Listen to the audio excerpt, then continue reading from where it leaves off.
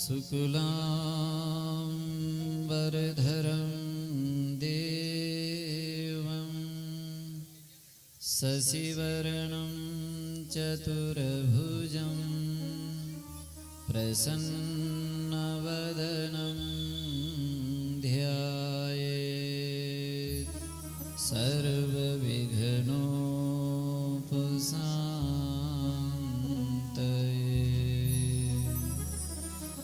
कृष्णं नारायणं वन्दे, कृष्णं वन्दे व्रजप्रियं, कृष्णं द्वैपायनं वन्दे, कृष्णं वन्दे पृथासुतम्।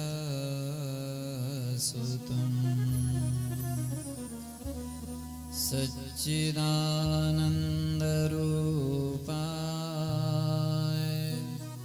विश्वोत्पत्त्यादिहेतवे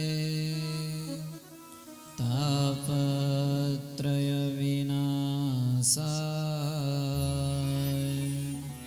श्रीकृष्णाय वयं ध्येयं सदा परिभवग्नमभीष्टदोहं तीर्थास्पदं शिवविराञ्चिनुतं शरण्यं भृत्यार्तिहं प्रणतपालभवाब्धिपोतं वन्दे महापुरुषते चरणारविन्दम्। यं प्रव्रजन्तमनुपेतमपेतकृत्यं द्वैपायनो विरहकातरया जुहाव पुत्रेति तन्मयतया तरवोभिनेन्दुस्तं सर्वभूतहृदयं मुनिमानतोऽस्मि। वसुदेवसुतं देवं कंसचाणूरमर्दनं देवकी परमानन्दं कृष्णं वन्दे जगद्गुरुं। नारायणं नमस्कृत्य नरं चैव नरोत्तमं देवीं सरस्वतीं व्यासं ततो जयमुदीरयेत्, ततो जयमुदीरयेत्। राम जी राम, राम जी राम। थोड़ी देर हम सभी लोग भगवान का नाम संकीर्तन, इसके बाद में अपने कथा के महात्म का श्रवण करेंगे। कीर्तन करते समय अगर आप लोग चेष्टा करें तो बढ़िया से भगवान नाम जोर से बोल करके करना।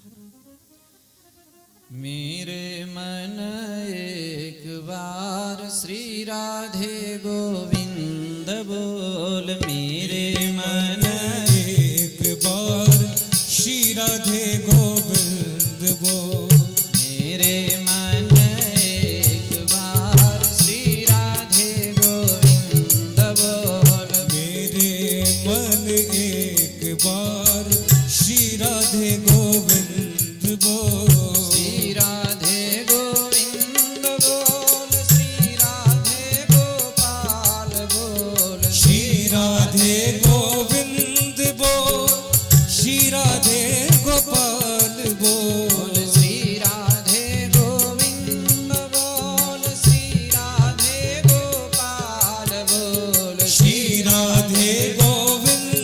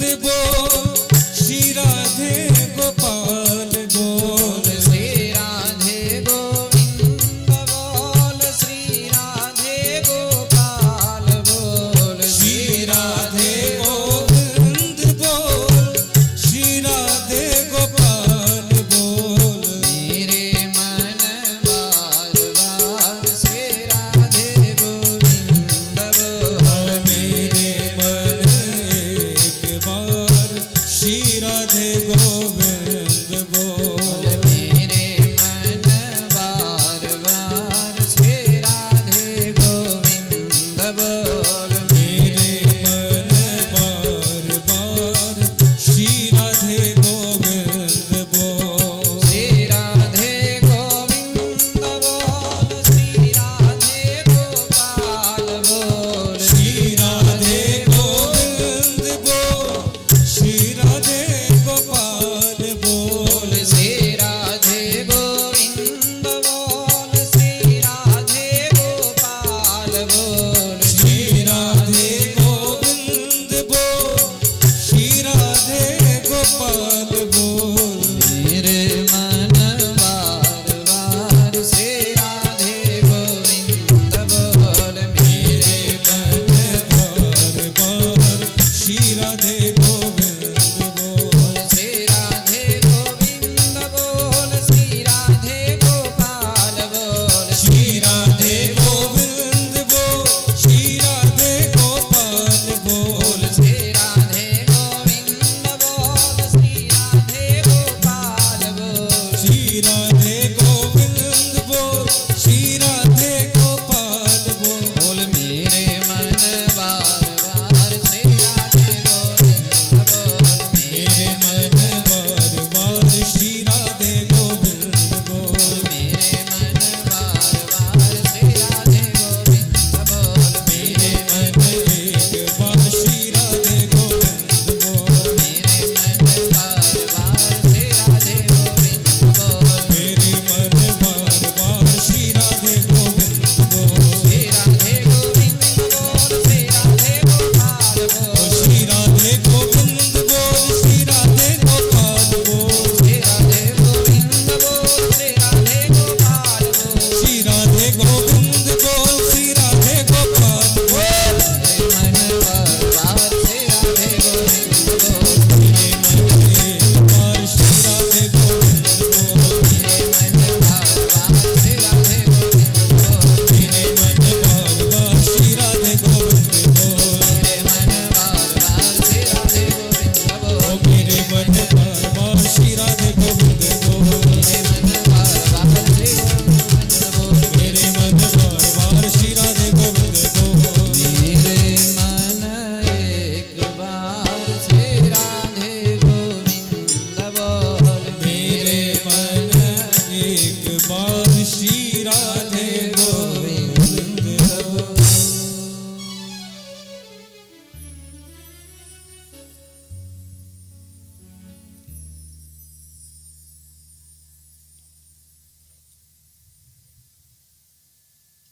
लीलाधारी भगवान की असीम कृपा की छत्र छाया में आज हम सभी लोग भगवान की लीला का लाभ प्राप्त करने के लिए एक साथ इकट्ठे हुए हैं। ऐसे परम प्यारे भगवान के पावन श्री चरणों में हम सभी लोग बारंबार प्रणाम करें। जिन संतों का हृदय, जिन भक्तों का हृदय भगवान के श्री चरणों के चिंतन में सदा तत्पर है, जिनके दर्शन, जिनके भाषण मात्र से हम सभी लोगों का अंतःकरण शुद्ध होकर भगवान के चिंतन में लग जाता है, ऐसे सभी संत भक्तों को भी हम सभी लोग बारंबार प्रणाम करें। श्रीमद् भागवत भगवान जो शब्दरूप विग्रह है, जिनके सन्मुख होकर के हम सभी लोग भगवान के लीला का श्रवण करेंगे, ऐसे श्रीमद् भागवत महापुराण को भी हम लोग सभी मिलकर प्रणाम करें और बार बार भगवान से यही प्रार्थना करें कि हे प्रभु, जैसे सुंदर कृपा करके आपने ये सुंदर संयोग बनाया है, हम लोगों को श्रवण करने के लिए आपने प्रेरित किया है, ऐसे निर्विघ्न भाव से यह 7 दिन की कथा हम प्रेम पूर्वक सुन सकें।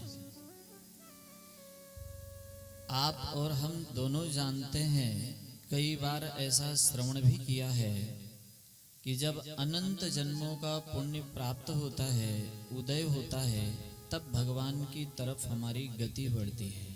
भगवान की कृपा से ही उनके तरफ हम लोग आगे बढ़ सकते हैं। भगवान की कृपा से ही उनके लीला का श्रवण कर सकते हैं। कई बार हम लोगों ने भागवत सुनी है, ऐसी बात नहीं है कि प्रथम श्रोता हैं। बहुत कम लोग होंगे जो पहली बार भागवत कथा सुन रहे होंगे। पहले दिन भागवत की कथा श्रवण करने से पहले हमें महात्म्य सुनने की आज्ञा होती है। वो किस लिए? क्योंकि जिस चीज को हम श्रवण करने जा रहे हैं उससे हमें क्या प्राप्त होने वाला है, जिसे हम सुनेंगे उसकी महिमा क्या है, इससे हम लोग अनविज्ञ ना रहें, इसलिए हमारे संत महापुरुषों ने पहले महात्म्य की विधि बताई है। प्रथम दिन की कथा में आप सभी लोग जानते हैं कि बहुत कम लोग आते हैं। किस लिए कम आते हैं? क्योंकि उनके मन में सहजता से ये भाव रहता है कि आज तो पहला ही दिन है। कौन सा दिन है? और नंदोत्सव वाले दिन ज्यादा लोग आते हैं क्योंकि उस दिन उत्सव होता है, और जिस दिन विश्राम दिवस होता है उस दिन लोग और ज्यादा आते हैं। क्यों आते हैं आप सबको पता है। अब ये 3 प्रकार के श्रोताओं का ही यहाँ वर्णन है, ध्यान देंगे। जो विश्राम दिवस पर आते हैं वो तो इसलिए आते हैं कि अगर महाराज जी पूछेंगे आप आए क्यों नहीं तो क्या बोलेंगे, या फिर कराने वाले यजमान का भी भय होता है। उत्सव में तो उत्सव सभी को प्रिय है, उत्सव में आते हैं। लेकिन जो पहले दिन श्रोता होते हैं उनके लिए यहाँ भागवत जी के महात्म्य में एक बड़ी सुंदर बात आई है, अथ चित्तम समाश्रयेत। उनके चित्त में भगवान समाहित हो जाते हैं। किसके? जिनके कान में ये शब्द पड़ा कि कथा होनी है, उसी समय उनके मन में प्रसन्नता हुई कि हमें सुननी है। ऐसा विचार आया नहीं कि भगवान उनकी अंतःकरण में समाहित हो जाते हैं, और वही पहले दिन उनको लेके आते हैं। बाकी कलयुगी जीव हम, उसी में रचा पचा हुआ हमारा कहने वाला ये मन स्वतः स्वाभाविक भगवान की तरफ नहीं जाता है जब तक इसको कोई कष्ट नहीं होता है। कष्ट होने पर तो जाएगा, लेकिन स्वतः स्वाभाविक अगर भगवान की कृपा से हमारा मन यहाँ आता है तो ये भगवान स्वयं लेकर के आते हैं। जो पहले दिन होते हैं वे श्रोता कहलाते हैं। अब आप लोग इतना तो विश्वास कर ही लें कि आप श्रोता हैं, लेकिन बीच में उठ के भागने वाले कैसे होते होंगे हमें नहीं पता है। पहले दिन आप लोग थोड़ा जल्दी आ जाते हैं, हो सकता है प्रसाद पाके भी नहीं आए हों, वो भी जल्दी होगा। लेकिन आपको पता होगा इस शरीर के माध्यम से आप लोगों ने कथा कई बार सुनी भी है, इसलिए निश्चिंत होकर के सुने। थोड़े समय में आपको हम छुट्टी भी देने की चेष्टा करेंगे। शाम वाले प्रसंग से फिर हम लोग सुनेंगे। लेकिन इतना जरूर मान लेवें कि जो लोग प्रारंभ से कथा में आ जाते हैं उनका 7 दिन पूरा हो सकता है। 7 मिनट का भी पता नहीं है, लेकिन हम आशा करते हैं कि हम सभी लोगों का 7 दिन सुगमता से भगवान पूरा कर देंगे। लेकिन जो एक दिन लेट हो गए हैं वे उल्टा लटक करके भी अगर तप करें और भगवान प्रकट भी हो जावे, कहें मांगो, बोले मेरा 7 दिन पूरा करवा दो, बोले अगली बार मौका फिर मिलेगा। इसमें तो 6 ही रहेगा या नहीं? तो इतना सुंदर जब लाभ मिले तो प्रयास करना चाहिए कि सबसे पहले दिन जो असली श्रोता होते हैं उनका आगमन होता है, और आप लोग आए हैं। बड़े प्रेम पूर्वक थोड़ा सा महात्मा सुन करके फिर हम लोग घर जाएंगे, प्रसाद पाके फिर कथा अपने सुनेंगे।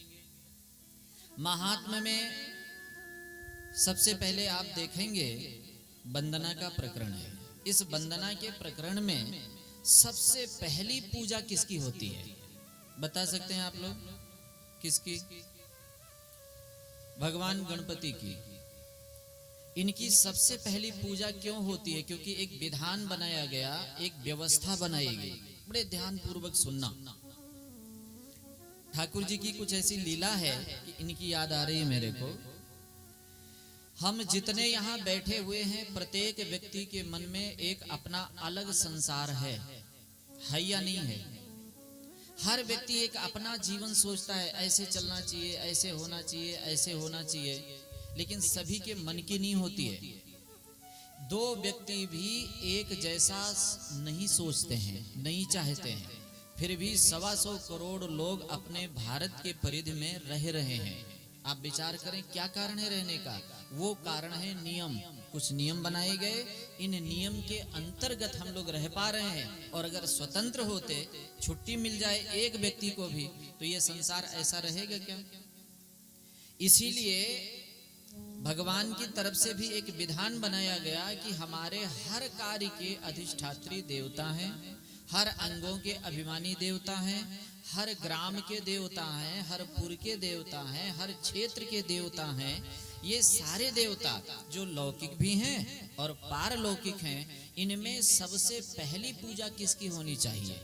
पूजा शुरू कहाँ से होनी चाहिए, ये बात पहले निर्णय हो जाए। नहीं तो किसी ने उनकी कर ली और वो आगे जा रहे थे, तब तक उन्होंने दूसरे को मान लिया, उनकी कर ली, फिर वहां भी लड़ाई होगी। और लड़ाई का कार्य दैवत्व तो नहीं है, ये आसुरी विद्या में आता है। तो हम लोग व्यवस्थित रहने के लिए ये निर्णय करेंगे कि कोई भी पूजा करेगा, कोई भी सुमिरन करेगा, तो सबसे पहले किसकी पूजा करेगा? अब कौन नहीं चाहेगा कि सबसे पहले पूजा मेरी हो? बहुत लोग विचार किए, तब बात ये हुई कि इसमें हम परीक्षा करेंगे कि सबसे पहले पूजा करने के योग्य कौन है। अब परीक्षा कैसे करेंगे? तो बताया गया जो पूरे पृथ्वी का चक्कर लगाकर, परिक्रमा लगाकर सबसे पहले आ जाएंगे, उनकी सबसे पहली पूजा होगी। अब विचार करें अपने सभी लोग, गरुड़ कितने वेगशाली हैं, भगवान विष्णु का वाहन है। कार्तिकेय जी के पास मोर है, भगवान शिव के पास नंदीश्वर है, सरस्वती के पास हंस हैं। अपना अपना सभी लोग वाहन लिए, लेकिन भगवान गणपति के पास क्या था? वैसे भागता तो ये भी बहुत तेज है, लेकिन विचार करके देखो, इतना विशाल का है भगवान गणपति का शरीर, और फिर चूहा सवारी। मन में विचार किया कि उड़ने वाले से तेज तो हमारा सवारी नहीं चल सकता है, करें क्या? पूजा बुद्धिमानी की परीक्षा है, क्या करना चाहिए? आराम से विचार करते रहे। सभी लोग अपना अपना वाहन लेकर के परिक्रमा के लिए निकले। लेकिन जब वो निकले, उस समय भगवान गणपति ने विचार किया कि अपने तो जो सुना है, जो समझा है, उसका आदर करना चाहिए। ये ज्ञान है। क्या है? हम जितने लोग यहाँ बैठे बड़े ध्यान से ये बात सुनेंगे। अगर इस चीज का पालन हम सभी लोग कर लेवे, तो सबका जल्दी कल्याण हो जाए। हम लोग मानते तो हैं, लेकिन आधी बात भगवान की मानते हैं, आधी ही बात संत की मानते हैं, और आधी ही बात शास्त्र की मानते हैं। पूरी बात हम किसी की नहीं मानते। आप कहेंगे नहीं महाराज हम तो मान लेते हैं, तो अभी आप ध्यान रखना, आपको स्वयं पता लग जाएगा कि आप पूरी बात मान लेते हैं या नहीं। जब सभी लोग निकल गए, तब भगवान गणपति ने क्या किया? अपने वाहन पर बैठे और भगवान शिव और पार्वती का परिक्रमा किया, और परिक्रमा करके वहीं पर बैठे रहे। और जब सारे देवता आ गए, तो सभी विचार करते थे पहले मैं आया हूं, पहले मैं आया हूं। और जितने लोग आए, सब भगवान गणेश को यहीं पर बैठे देखा, ना जाते देखा, ना आते देखा। तो सबने विचार किया शायद ये प्रतियोगिता में भाग नहीं लिए हैं, क्योंकि इनको पता था कि मैं सबसे पीछे रहूंगा। तो बुद्धिमान वही है जब जान जावे कि हार मेरी ही होनी है, तो युद्ध स्थल पर जाना ही नहीं चाहिए। अच्छा किया, ये बुद्धिमान है। लेकिन गणपति भगवान मन के मन विचार कर रहे थे, बुद्धिमान तो हम हैं, क्योंकि हम भागे कहीं नहीं है। जब सभी लोग इकट्ठा हुए, निर्णय हुआ, तो निर्णय क्या सुनाया गया कि भगवान गणपति सर्वश्रेष्ठ बुद्धिमान हैं। इन्होंने शास्त्र की आज्ञा का पालन किया है, और उस विधि से ये उत्तीर्ण हो गए हैं। सभी लोगों ने आश्चर्य किया, इतना वेग से हम लोग घूम के आए, ना तो जाते देखा, ना आते देखा, रास्ते में कहीं मिले भी नहीं। ये गए और आए, कब गए आए? बोले जब यहाँ पर पूजन की विधि होती है, जो सर्वश्रेष्ठ कौन है, केवल शारीरिक बल से ही नहीं। कहा गया है कि पृथ्वी जो है इससे भारी कौन है, इससे बड़ा कौन है? वो माता है। पिता आकाश से भी बढ़कर है और सारे पृथ्वी का ही तो चक्कर लगाना था। अगर ये बात सत्य है तो इन्होंने परिक्रमा कर ली पूरी, और आप लोग केवल बाह्य दृष्टि से भागते रहे और पीछे हो गए। यह बात कैसे इनको समझ में आई? तो तुलसीदास जी महाराज कहते हैं ये नाम महिमा है। प्रथम पूज अति नाम प्रभाव। भगवान गणपति माता पिता के सन्मुख ही भगवान का नाम लिखा और नाम समेत माता पिता को परिक्रमा करके और वहीं पर बैठे थे कि सारी सृष्टि इसमें समाई है।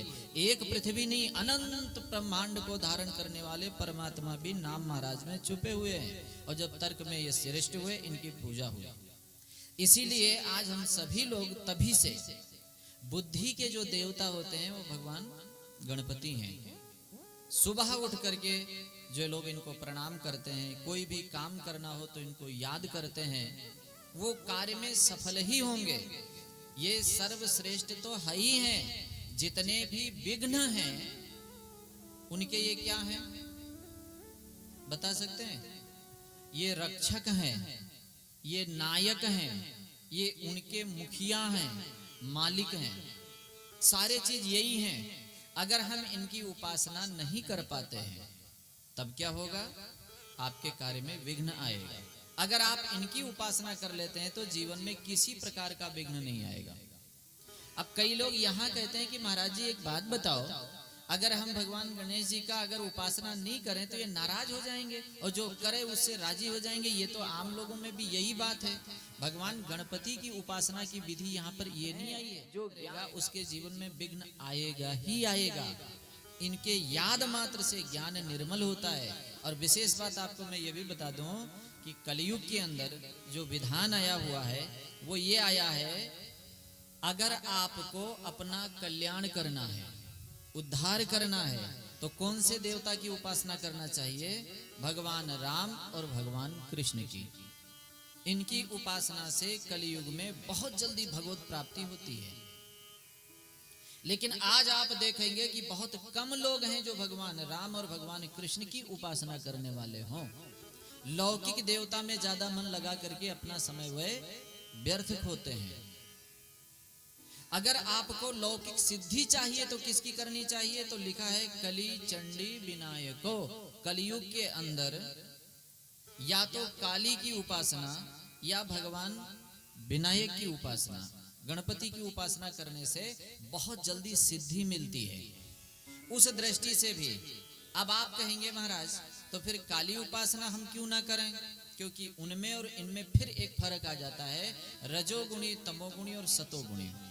सतोगुण के जितने भी उपासक हैं वो भगवान गणपति की उपासना करते हैं और उन्हें करनी चाहिए। हमारे 5 ईश्वर कोटि के देवता हैं जिनके भजन से हमारा सीधा उद्धार होता है। कौन कौन से हैं? 5। 3 तो एक ही परिवार में हैं, भगवान शिव, शक्ति और गणपति। ये 3 एक परिवार के हैं। इनकी उपासना से भगवत प्राप्ति अवश्य ही होगी। 2 बचे उसमें भगवान नारायण और सूर्य, ये 2 और हैं। इसी से 5 संप्रदाय आगे चले। यहाँ भगवान गणेश की सबसे पहले वंदना करके और जो कोई कार्य किया जाता है उसे जल्दी सफल करते हैं। बुद्धि के देवता हैं। जब भी कोई कार्य करना हो आप इनको याद करके करें। सरलता से आपकी बुद्धि निर्मल रहेगी, विघ्न से आप बचे रहेंगे। सदा भक्तों पर कृपा करते हैं। कई लोग हमसे आकर के ये भी पूछते हैं, महाराज जी एक बात बताओ, भगवान गणेश की उपासना करनी है, विधि क्या है? हम कौन सा जप करें? प्रणव लगा करके करें या बिना प्रणव का करें या मंत्र कौन सा करें? हमारे तो मन में एक बात आती है, सबसे बढ़िया सुंदर उपासना है गणपति भगवान को बैठ करके राम राम सुनाया करो। क्या सुनाया करो? सबसे सरल। ये ऐसा कौन व्यक्ति है जो नहीं कर सकता है बतावें? और सबसे बढ़िया इनको पसंद की चीज यही है और इसी की महिमा को जानने के कारण से प्रथम पूज्य हुए हैं। बैठ जावे और सामने बैठ करके राम राम राम राम राम राम इतना राजी होते अच्छा, भगवान के नाम से राजी कौन कौन होते हैं? तो केवल गणेश जी नहीं, भगवान शिव भी राजी होते हैं। और भगवान शिव ने एक बार पार्वती जी ये विष्णु सहस्त्र नाम का पाठ करती थी। राम रक्षा स्तोत्र जिन्हें याद होगा उन्हें ये श्लोक भी याद होगा। जब वे पाठ करती, इधर शिव जी किसी कार्यवश पार्वती जी को बुलाया, और जब बुलाया उन्होंने कहा मैं विष्णु सहस्त्र नाम का पाठ कर रही हूं, थोड़ा सा रुको स्वामी। उन्होंने कहा मैं स्वयं तुम्हें बुला रहा हूं और आप ऐसी लेट कर रही देवी। सहस्त्र नाम तत्तुल्यम राम नाम वरानने, ये जो राम नाम है ये 1000 नामों के समान है। आप मेरी बात माने और आकर के हमारे सेवा में उपस्थित हो। इतनी बात सुनते ही पार्वती जी ने 1000 नाम छोड़ करके एक बार राम कहा और आकर के शिव जी की आज्ञा में शामिल हुई। इससे शिव जी इतने प्रसन्न हुए कि अब हम पार्वती जी को कहाँ स्थान देवें। बड़े ध्यान से सुनना, हृदय से लगा लें, गोदी में बिठा लें, क्या करें इनको। पूरा आधा अंग ही दे दिया। उसी समय से भगवान शिव अर्धनारीश्वर कहलाए। किसकी प्रसन्नता से प्रसन्न हुए थे? भगवान नाम की कृपा से। वही नाम भगवान शिव को प्रिय है, वही नाम मां पार्वती शक्ति जी को प्रिय है, वही नाम भगवान गणपति को प्रिय है। अब मैं आपको एक और बात बताऊं। आप कहेंगे कि महाराज जी आप ये राम नाम की महिमा बता रहे हैं क्या? नाम कोई भी हो, आप भगवान गणेश जी के 1000 नामों का पाठ करके देखें, उसमें गणेश भगवान के स्वयं का नाम भी राम है। आप भगवान राम के 1000 नामों का पाठ करके देखें, उसमें एक नाम गणपति आएगा, भगवान राम का भी नाम। ऐसा क्यों है आप लोग बता सकते हैं क्या? गोपाल सहस्त्र नाम का पाठ करेंगे, उसमें भी गोपाल का नाम राम आएगा। कृष्ण सहस्त्र नाम पाठ करेंगे, उसमें भी उनका नाम राम आएगा। विष्णु सहस्त्र नाम पाठ करेंगे, भगवान विष्णु का नाम भी राम आएगा।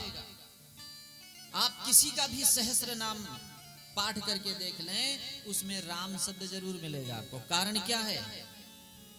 जब हम आपसे पूरा एक साथ पूछेंगे कि भगवान कितने हैं, तब आप कितने बताएंगे? बताओ भाई कितने हैं? आप कोई बता ही नहीं रहे हो, गिन के बता दो।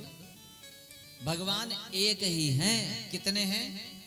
अच्छा, रूप कितने हैं? अनेक रूप आए, अनेकों रूप भगवान के हैं।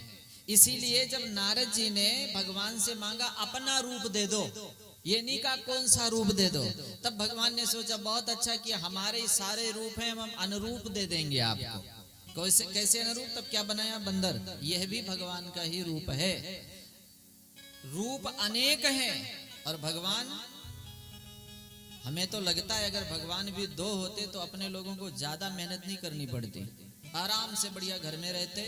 5 साल के बाद इलेक्शन लड़ते 2 भगवान मिलके कि अब की बार हमको गद्दी चाहिए, और आकर के यहाँ वोट मांगते, अपने दर्शन कर लेते, काम खत्म। लेकिन समस्या ये है कि उनका प्रतिद्वंदी कोई है ही नहीं। ना तो समस्या वेदिका कुतुन्य, तुम्हारे समान भी कोई नहीं है, तो आपसे अधिक कौन होगा? इसलिए भगवान एक हैं और वही भगवान हैं जो किसी को मिले थे वही आज हैं। और वही व्यवस्था के कारण से जब सृष्टि करनी हुई तब ब्रह्मा जी का रूप धारण किया, जब पालन करने का समय आया तब विष्णु का रूप धारण किया, और जब संहार करने का आया तब शिव का रूप धारण किया। और इसके बाद जितने भी अधिष्ठात्री देवता, यहाँ तक ये जितने भी दृश्य जगत है, सब भगवान ही बन गए। आगे की लीला में आप लोग सुनेंगे कैसे भगवान सब बने।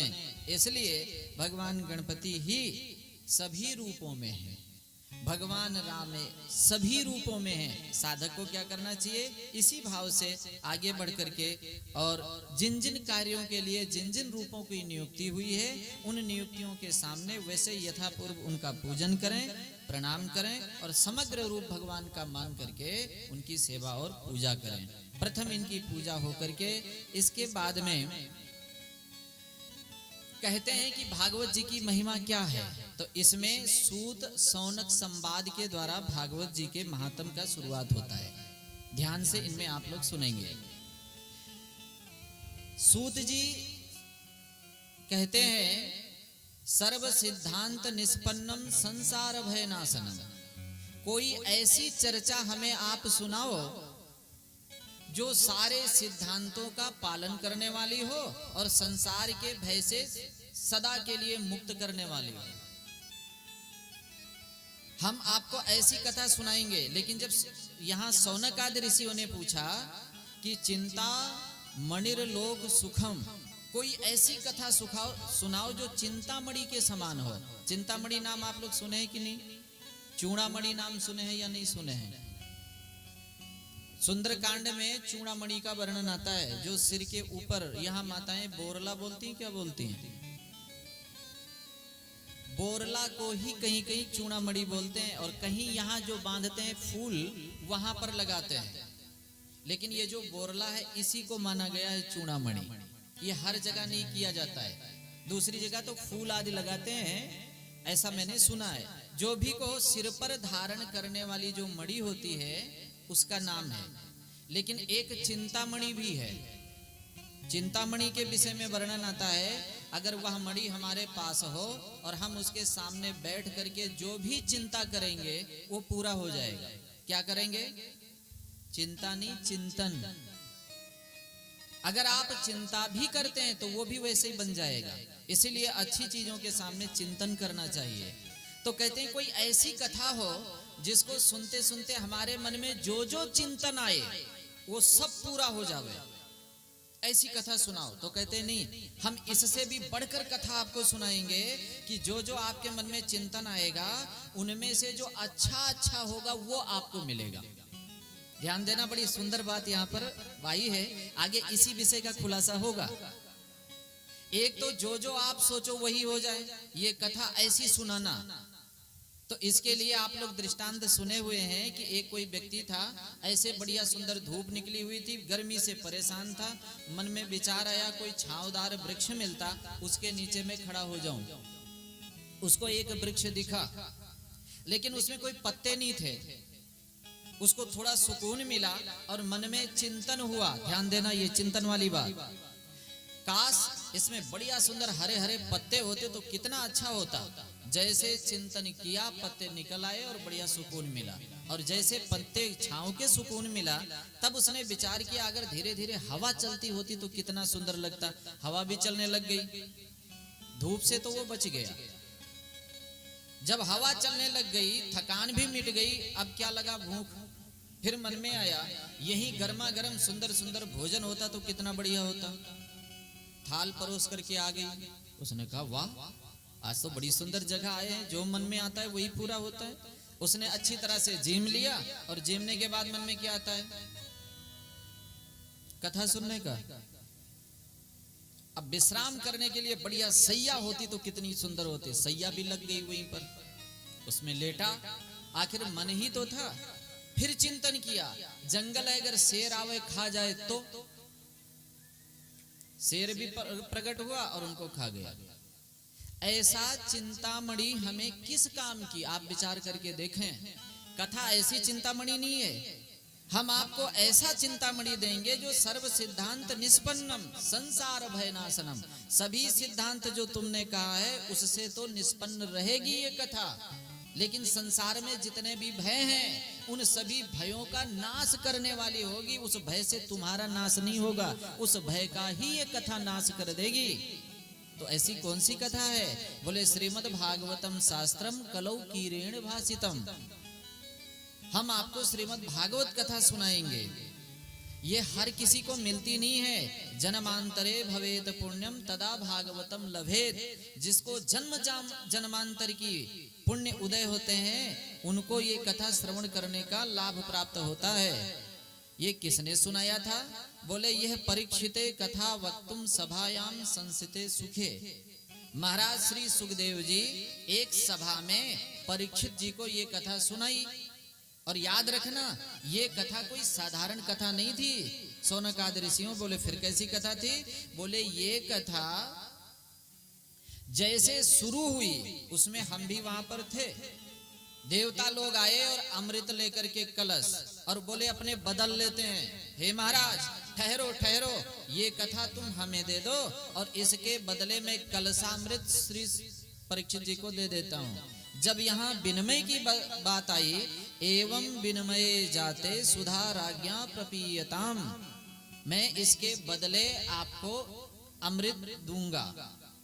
श्री सुखदेव जी महाराज डांट करके देवताओं को भगा दिया और उनको यही कहा, कहां तुम्हारी ये कांच जैसी और कहां हमारी ये मणि, दोनों में कहां समानता है। तुम यहां से सदा के लिए सभा छोड़ के चले जाओ, तुम्हें किसी प्रकार का अधिकार नहीं है सुनने का।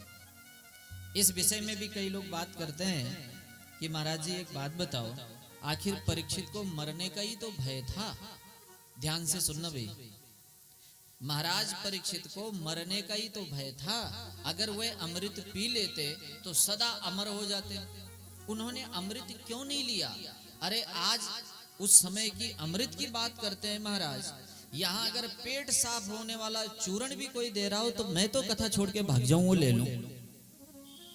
तो हो सकता है हम लोगों के अंदर कथा का आदर ना हो, लेकिन जब आप विचार करके देखेंगे तो क्या नया चीज होगा। ध्यान से सुनना, अगर हम भगवान की कथा सुन लेंगे तो हमें वह अमरत्व प्राप्त होगा जहां ना तो कोई जन्म है और ना ही कोई मरण है, ना कोई दुख है और ना ही कोई सुख है, ना अंधकार है ना प्रकाश है। अनंत अखंड असीम भगवान की कृपा से सरोवर आनंद का सरोवर है, जहां किसी प्रकार कोई भय शोक चिंता सदा के लिए मिट जाने वाली जगह हो। उस जगह को लेकर के केवल ये शरीर बना रहे, ये सस्ता है कि वो सस्ता है, लेकिन हम लोग विचार नहीं कर पाते हैं। यही कारण है छोटी छोटी चीजों के लिए हम लोग कथा का त्याग कर देते हैं। लेकिन महाराज परीक्षित ने कथा नहीं त्यागा। जिस समय महाराज परीक्षित का जन्म हुआ, आगे प्रसंग में आप लोग सुनेंगे, महाराज युधिष्ठिर इस बात से लालायित से ज्योतिषियों से बताओ आगे क्या होगा, इसके आगे क्या होगा, कहां तक इसकी मृत्यु कैसे होगी, पहले ये बताओ आप। ध्यान देना, जन्म तो हो गया, जो लिखा है वो तो होगा, इसकी मृत्यु बोले शापित है, ये श्राप से इसकी मृत्यु। बहुत दुखी हो गए, ब्राह्मण कुल इनको श्राप दे देगा, इसका पतन होगा। बोले नहीं, इसको स्वयं सुखदेव जी महाराज कथा सुनाएंगे। फिर आनंद में डूब गए। कथा जैसी चीज मिल रही हो, ऐसी सुंदर अमृत का पान करने के लिए कलशामृत का तिरस्कार करके देवताओं को वहां से भगा दिया गया। और जब ये गए, उसके बाद ये कथा महाराज परीक्षित को सुनाई गई। सप्ताहेन श्रुतम चैतार्थ सर्वथा मुक्तिदायकम, जो 7 दिन तक इस कथा को सुनते हैं उन पर भगवान की बड़ी विशेष कृपा होती है। सौनक जी ने पूछा कि महाराज एक बात बताओ, ये सप्ताह सुनाया पहले किसने, किसके द्वारा, कैसे सुनाया गया? अब यहाँ पर बताते हैं कि इस कथा को सबसे पहले सनकादिकों ने सुनाया। किसको? नारद जी को। अब नारद जी के विषय में जैसे बात आई तो नारद जी कहाँ क्या करते थे, कैसे कथा का प्रागट्य हुआ, संक्षिप्त में आप लोग इसको भी श्रवण करें। नारद जी के मन में ज्ञान वैराग्य को उठाने की लालसा थी और उसी लालसा को लिए हुए वे विचार कर रहे थे कि ज्ञान वैराग्य को हम चेतन कैसे करें। बड़ी मस्ती और चिंतन में बद्रिका आश्रम में पहुंचे और वहां उन्होंने उनके कान में एक संकीर्तन सुनाई दिया, हरि शरणम हरि शरणम हरि शरणम। और जैसे ये कान में उनके सुनाई दिया, एकदम आश्चर्यचकित होकर के शांत चित्त होकर के सुनने लगे, ये कौन सी दिशा से कीर्तन आ रही है, क्योंकि ये कीर्तन हम जाना पहचाना मेरा है, ये मेरे बड़े भैया के मुख से सुनाई देता है। अब वो हमारे इस प्रश्न का समाधान कर देंगे। जब चित्त लगा के सुना, चारों भैया उधर से आ रहे थे। उम्र कितनी है पता ही नहीं है कितनी उम्र है, लेकिन दिखते कितने हैं, 5 वर्ष के बालक जैसे। दिशा ही जिनका वस्त्र है, दिगंबर हैं।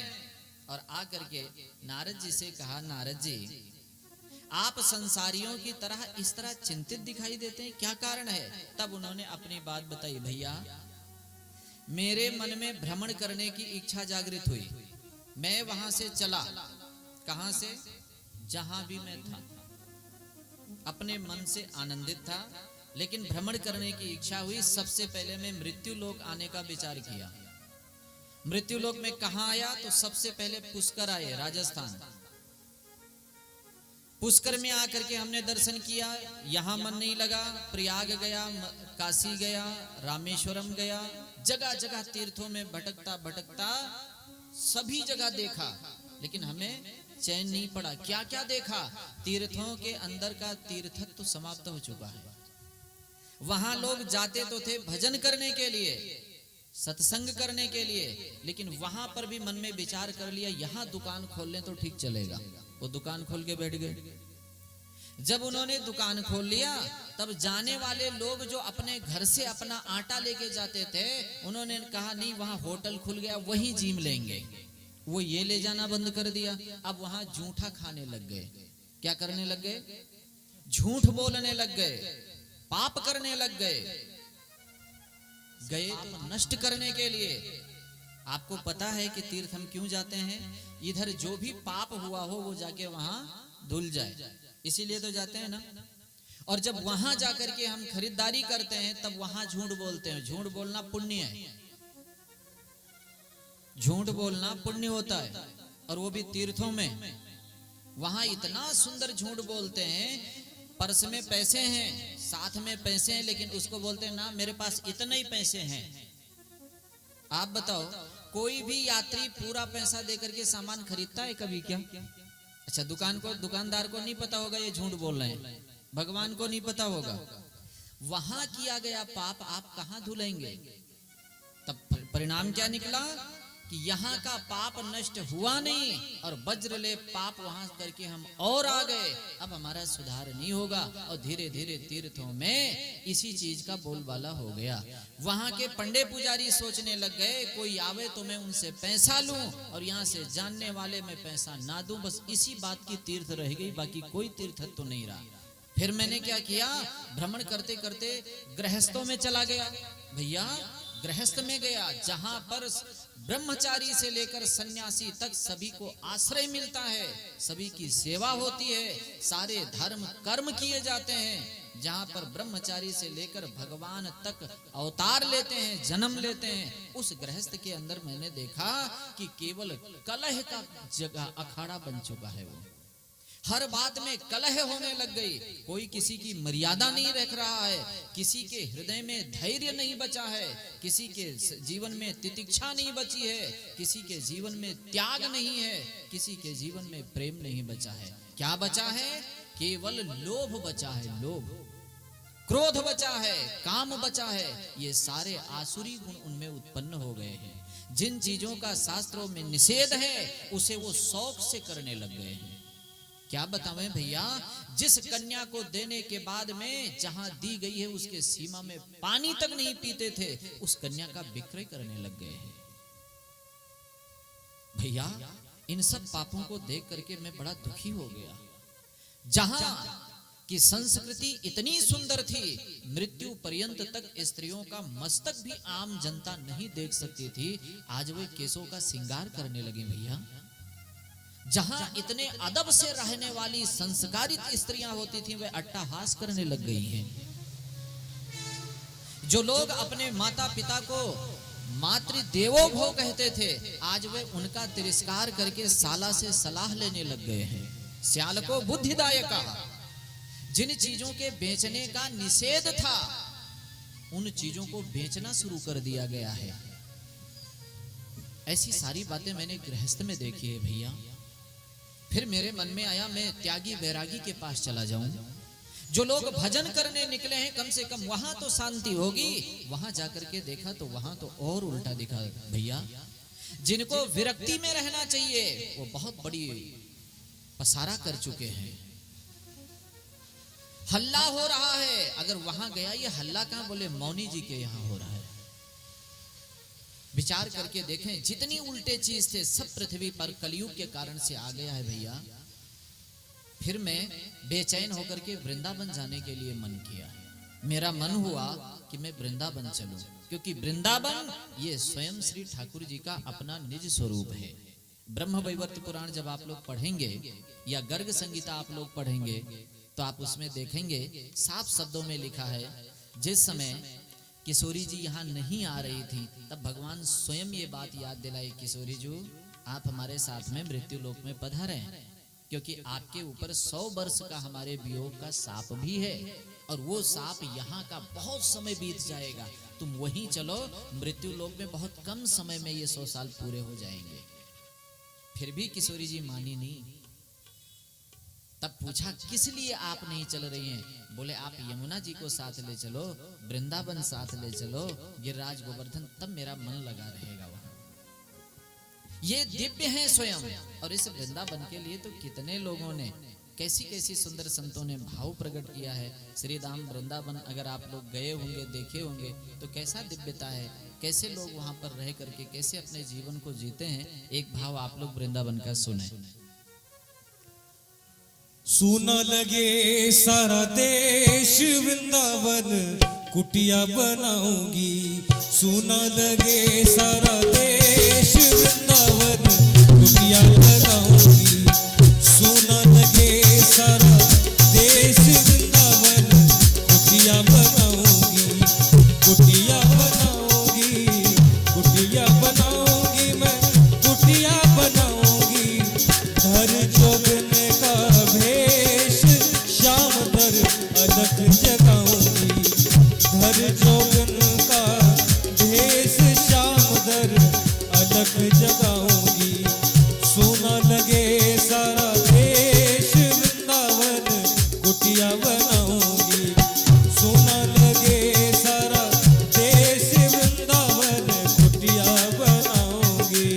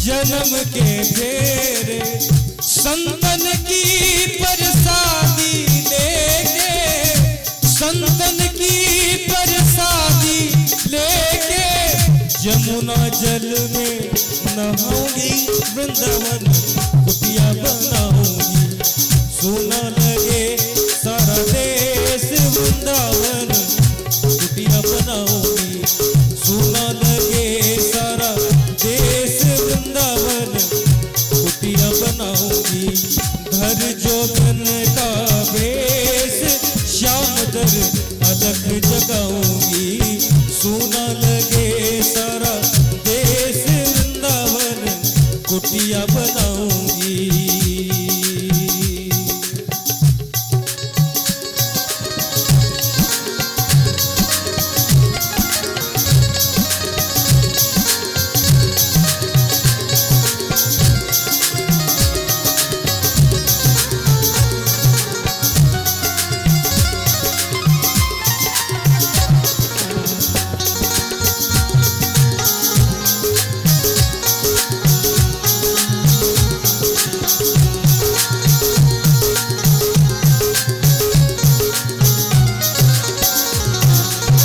राधा वल्लभ की छवि न्यारी, राधा वल्लभ की छवि न्यारी, मन में भाए गयो रसिक बिहारी, मन में भाए गयो रसिक बिहारी, मन में भाए गयो रसिक बिहारी, झांके झरोखे से बाके बिहारी से, झांके झरोखे से बाके बिहारी से, निस दिन नैना लड़ाऊंगी, वृंदावन कुटिया बनाऊंगी, सोना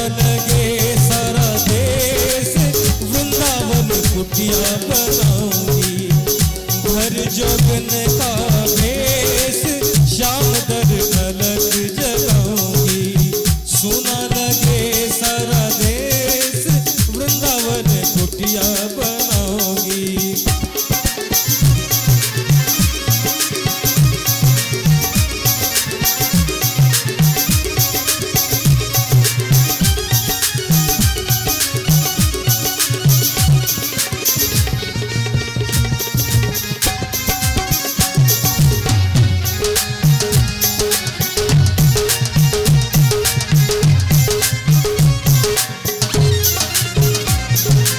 श्याम बिहारी से करके यारी, श्याम बिहारी से करके यारी, छोड़ दई मैंने दुनिया सारी, छोड़ दई मैंने दुनिया सारी, छोड़ दई मैंने दुनिया सारी। बंसी बटका लेके जोधा, बंसी बटका लेके जोधा, गोपेश्वर दूध चढ़ाऊंगी, वृंदावन कुटिया बनाऊंगी। सोना लगे सारा देश, वृंदावन कुटिया बनाऊंगी। हर जोगन का भेष, श्याम दर अलग जगाऊंगी। सोना लगे सारा देश, वृंदावन कुटिया बनाऊंगी।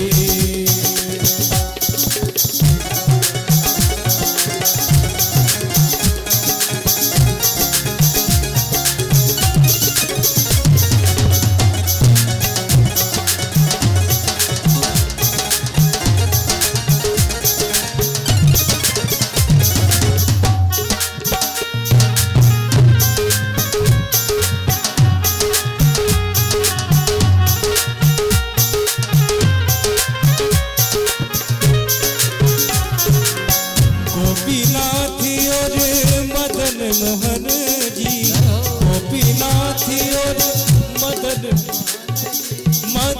मोहन जी, हाँ मदन मोहन जी, मदन मोहन जी, मदन मोहन जी। गोपीनाथ और मदन मोहन जी, गोपीनाथ और मदन मोहन जी। सेवा कुंज और राधा रमण जी, सेवा कुंज और राधा रमण जी। श्यामा श्यामा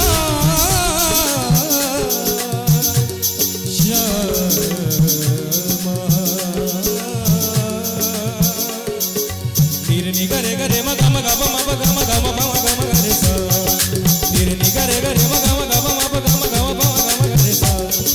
दानी दा सा नी दा दानी दा सा नी दा दानी सा रे दानी दा मगा दा मगा मगा रे सा। निरे गा मा पा दा मा पा, निरे गा मा पा दा मा पा, निरे गा मा पा दा पा पा।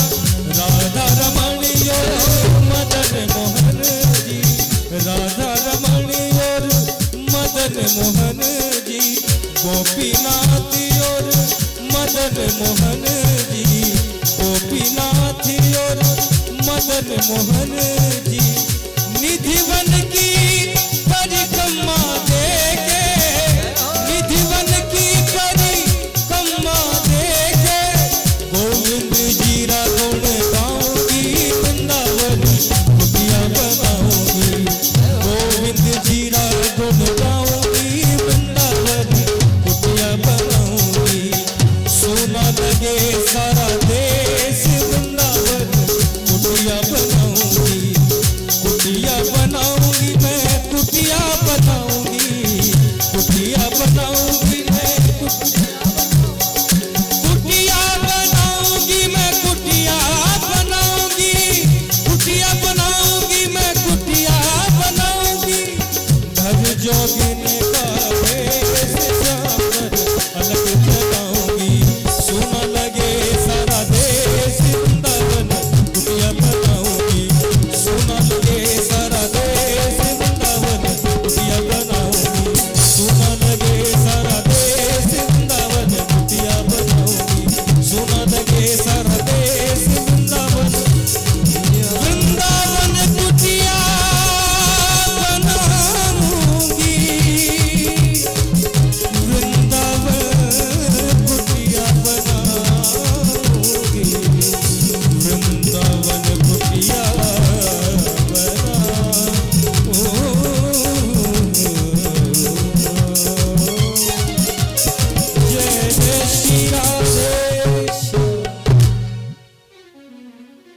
ऐसा श्री ठाकुर जी का वृंदावन, जहां स्वतः स्वाभाविक मन जाता है, हे सनकादिक भैया मेरा मन हुआ मैं वहां चलूं, लेकिन ये हमारा अपना दुर्भाग्य था। जब मैं वहां गया तो वहां भी मैंने कुछ अलग देखा। क्या देखा वहां पर? वो तो श्रीधाम वृंदावन है। बोले नहीं भैया, वहां मैंने यमुना जी के किनारे एक तरुणी स्त्री देखी जिसको बहुत सारी सखियों ने घेर रखा है और उसके पार्श्व भाग में 2 वृद्ध सोए हुए हैं। वो उन्हें उठाना चाहती है, उनको देख देख करके रो रही है। मैंने विचार किया संसार में सब जगह दुख ही दुख है, वहां कोई पुरुष तो है नहीं, मैं क्यों जाऊं। मैं अलग होकर के चल रहा था, तब तक आवाज आई। जब आवाज आई और उन्होंने हमें रोका